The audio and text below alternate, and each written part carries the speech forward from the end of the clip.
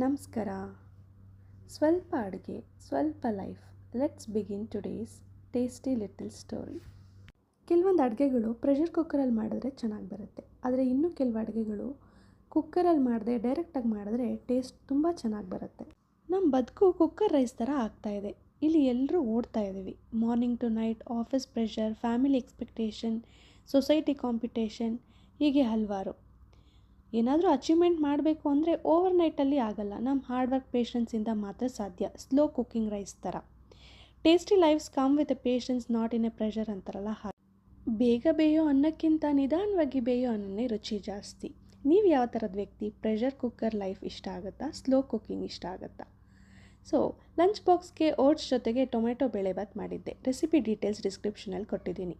Interest ಅನಿಸಿದ್ರೆ check ಮಾಡಿ. ನಮಸ್ಕಾರ.